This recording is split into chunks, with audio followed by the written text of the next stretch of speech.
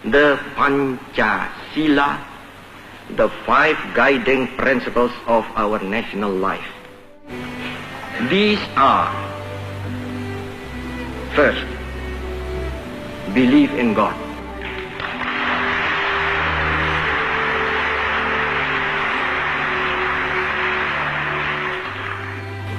Second, nationalism.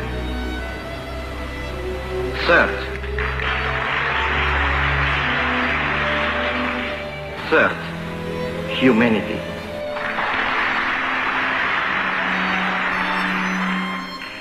Fourth, democracy.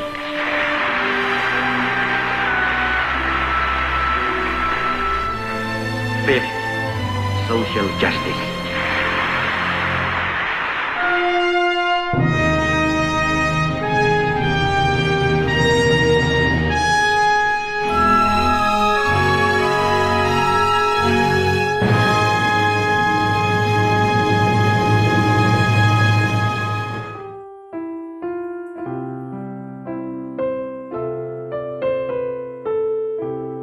Bismillahirrahmanirrahim. Assalamualaikum warahmatullahi wabarakatuh. Alhamdulillahi rabbil alamin. Wassalatu wassalamu ala asrafil anbiya'i wal mursalin wa ala alihi wa sahbihi ajma'in. Rabbi shrah li sadri wa yassir li amri wahlul 'uqdatam min lisani yafqahu qawli. Amma ba'd. Dalam kesempatan kali ini saya akan mengkaji tentang Pancasila menurut pandangan Islam. Secara etimologis, Pancasila berasal dari bahasa Sanskerta yang berasal dari kata panca yang artinya 5 dan sila yang artinya alas atau dasar atau batu sendi. Kemudian dalam bahasa Indonesia, terutama bahasa Jawa, Pancasila diartikan sebagai susila yang memiliki hubungan dengan moralitas. Adapun istilah Pancasila dengan huruf Dewanagari, yaitu bermakna 5 aturan tingkah laku yang penting. Dalam buku Sutasoma yang dikarang oleh Empu Tantular, Pancasila ini mempunyai arti 5 kesusilaan atau pancakarma. Yang pertama, tidak boleh melakukan kekerasan. Yang kedua, tidak boleh mencuri. Yang ketiga, tidak boleh berjiwa dengki. Yang keempat, tidak boleh berbohong. Dan yang kelima, tidak boleh mabuk minuman keras. Perumusan Pancasila sebagai dasar negara Republik Indonesia tidak terlepas dari sejarah perjuangan bangsa Indonesia untuk merebut kemerdekaan.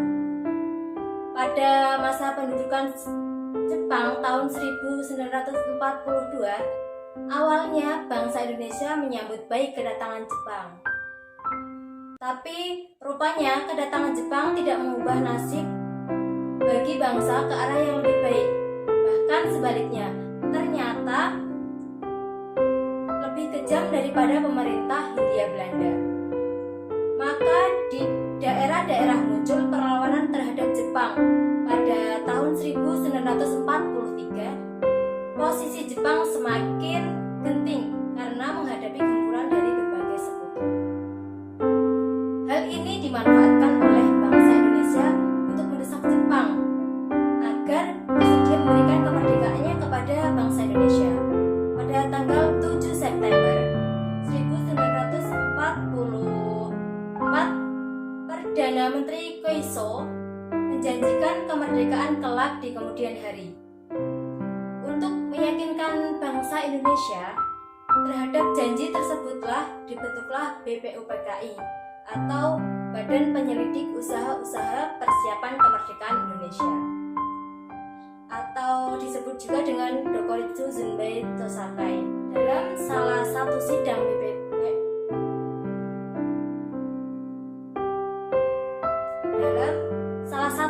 BPUPKI, tepatnya pada tanggal 1 Juli 1945, telah diadakan pembicaraan mengenai dasar negara Indonesia. Proses perumusan Pancasila ini diawali dalam sidang BPUPKI, Dr. Rajiman Widyodiningrat dan 3 tokoh orang pembicara.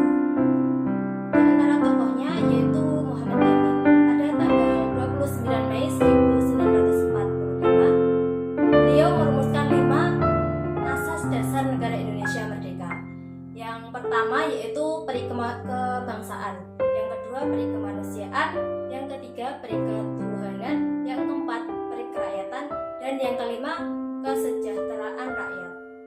Dan tokoh yang kedua yaitu Dr. Supomo.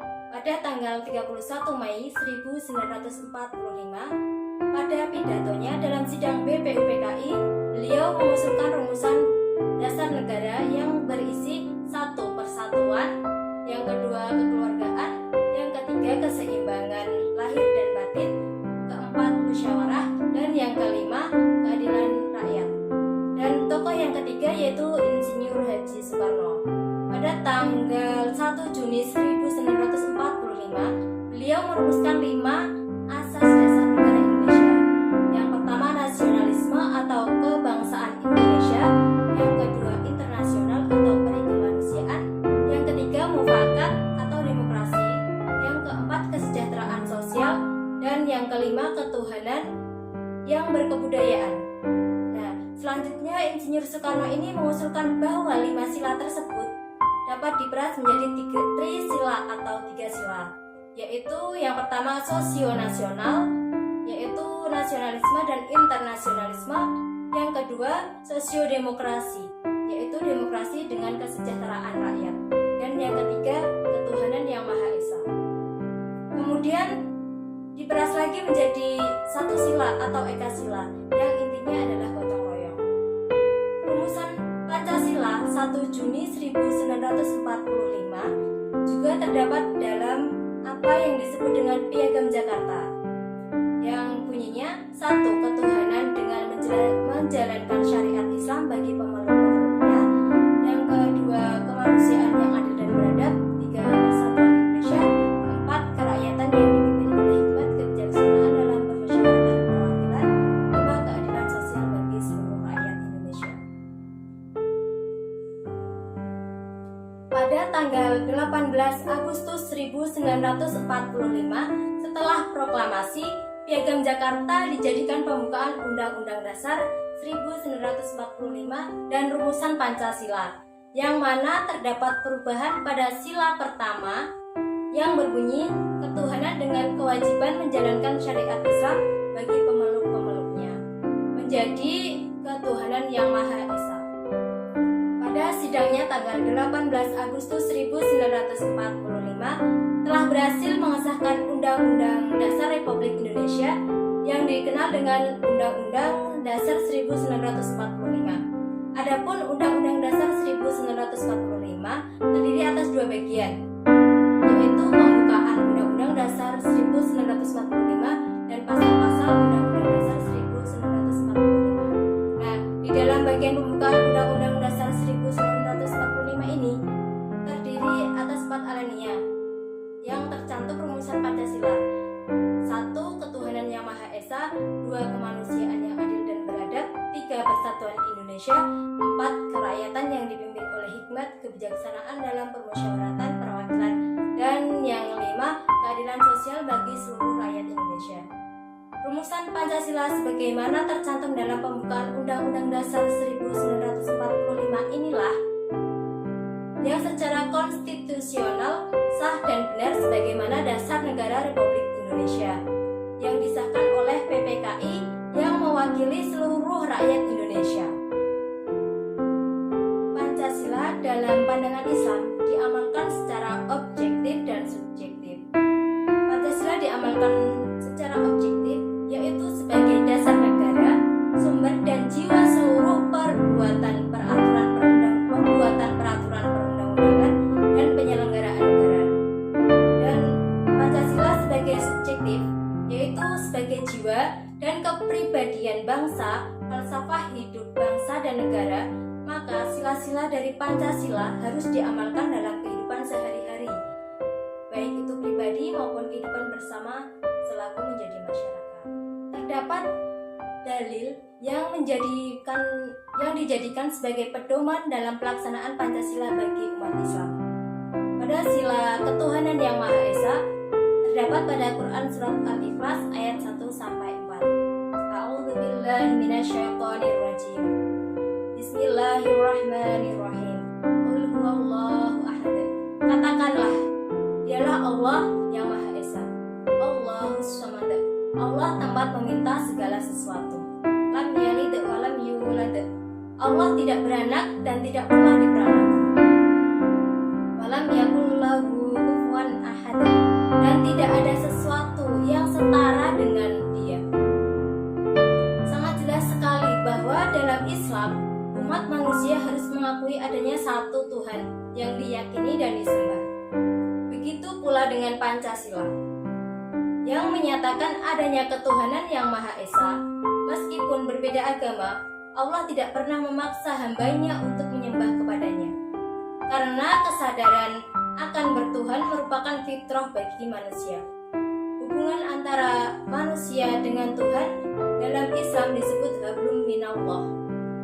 Dalam berhadapan dengan Allah, seorang muslim menempati kedudukan sebagai hamba, sehingga tampaklah kepatuhan dan kecintaan dalam pengabdian. Pada sila kemanusiaan yang adil dan beradab, ini mencerminkan hubungan antara manusia dengan sesama manusia atau sesama makhluk, yaitu hablum minannas. Hal ini dijelaskan dalam Quran surat Al-Hujurat ayat 13. A'udzu billahi minasyaitonir rajim. Bismillahirrahmanirrahim. Ya ayyuhan nasu inna khalaqnakum min dzakarin wa untha wa ja'alnakum syu'uban wa qabaila lita'arafu. Inna akramakum 'indallahi atqakum. Innallaha 'alimun khabir. Hai manusia, sesungguhnya kami menciptakan kamu dari seorang laki-laki dan seorang perempuan, dan menjadikan kamu berbangsa-bangsa dan bersuku-suku supaya kamu saling mengenal. Sesungguhnya orang yang paling mulia di antara kamu di sisi Allah ialah orang yang paling takwa di antara kamu. Sesungguhnya Allah Maha mengetahui lagi Maha mengenal. Ayat ini memberikan satu landasan tindakan kemasyarakatan umat Islam, bahwa dalam pergaulan kemasyarakatan ada hubungan antar bangsa. Umat Islam tidak mungkin melepaskan tanggung jawabnya yang secara khusus di dalam membangun kerjasama, saling mengerti dan saling menghargai satu sama lain. Yang ketiga, sila persatuan Indonesia terdapat pada Quran surat Al-Imran ayat 103. A'udzu billahi minasyaitonir rajim. Bismillahirrahmanirrahim. Wa'tasimu bihablillahi jami'an wa la tafarraqu. Wadhkuru ni'matallahi 'alaikum id kuntum a'da'an fa'alafa baina qulubikum fa'asbahtum bi ni'matihi ikhwana wa kuntum 'ala syafa hufratin minan nari fa'anqadhakum minha. Kadzalika yubayyinullahu lakum ayatihi la'allakum tahtadun. Berpegang teguhlah kamu semuanya kepada tali agama Allah, dan jangan kamu bercerai-berai, dan ingatlah akan nikmat Allah kepadamu ketika kamu dahulu masa jahiliyah bermusuh-musuhan. Maka Allah mempersatukan hatimu, lalu menjadilah kamu karena nikmat Allah orang-orang yang bersaudara, dan kamu telah berada di tepi jurang neraka. Lalu Allah menyelamatkan kamu daripadanya. Demikianlah Allah menerangkan ayat-ayatnya kepadamu agar kamu mendapat petunjuk. Dijelaskan bahwa kita dalam bermasyarakat kita harus saling toleransi, saling menghargai dan menghormati satu sama lain. Dan yang keempat yaitu sila kerakyatan yang dipimpin oleh hikmat kebijaksanaan dalam pemusyawaratan perwakilan. Perumusan Pancasila diambil dalam bentuk musyawarah bersama berbagai kalangan untuk mencapai kesepakatan. Sebagaimana dalam Quran surat Al-Imran ayat 159. A'udzu billahi minasyaitonir rajim. Bismillahirrahmanirrahim. Wa bima rahmatin minallahi linta lahum walau kunta faddan ghalidhal qalbi lanfaddu min hawlik wa'fu anhum wastaghfir lahum wasyawirhum fil amr. Maka disebabkan rahmat dari Allah lah kamu berlaku lemah lembut terhadap mereka. Sekiranya kamu bersikap keras lagi berhati kasar, tentulah mereka menjauhkan diri dari sekelilingmu. Karena itu maafkanlah mereka, mohonkanlah ampun bagi mereka, dan bermusyawarahlah dengan mereka dalam dalam mengambil keputusan dalam segala hal kita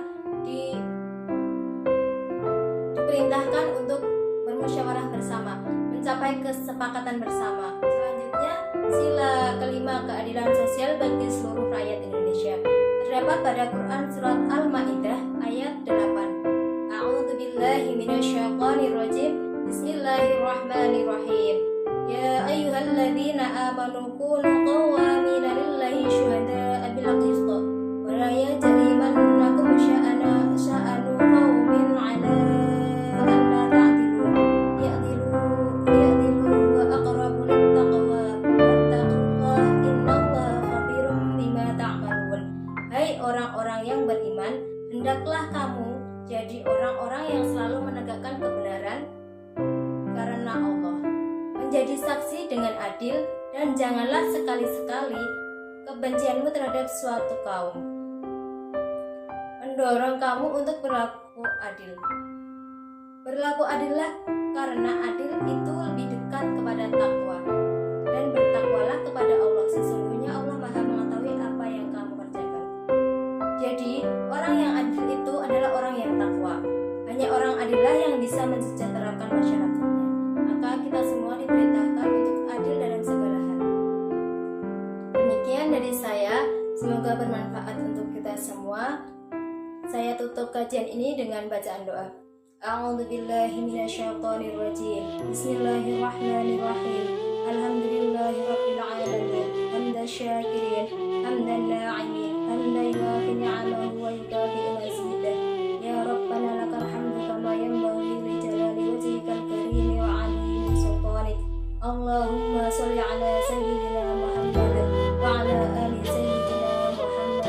Allahumma rabbana taqabbal minna salatana wa siyamana wa ruku'ana wa sujudana wa qu'udana wa tadarru'ana wa takhashu'ana wa ta'abbudana wa tammin tasbihana ya Allah ya rabbal alamin. Rabbana zalamna anfusana wa illam taghfir lana wa tarhamna lanakunanna minal khasirin. Rabbana la tu'akhidhna in nasina aw akhtana. Rabbana wa la tuhammil 'alaina isran kama hamaltahu 'alal ladzina min qablina. Rabbana wa la tuhammilna ma la taqata lana bih wa'fu 'anna waghfir lana warhamna anta maulana fansurna 'alal qawmil kafirin. Rabbi ij'al hadha baladan amina ya Allah warzuq ahlahu thamarati faj'alhum mu'minina billahi wal yawmil akhir. Rabbana atina min ladunka rahmah wa hayyi lana min amrina rashada. Rabbana atina fid dunya hasanah wa fil akhirati hasanah wa qina adzabannar. Subhana rabbika rabbil 'izzati 'amma yasifun wa salamun 'alal mursalin walhamdulillahi rabbil alamin. Hasbunallahu wa ni'mal wakil, ni'mal maula wa ni'man nasir. Wassalamualaikum warahmatullahi wabarakatuh.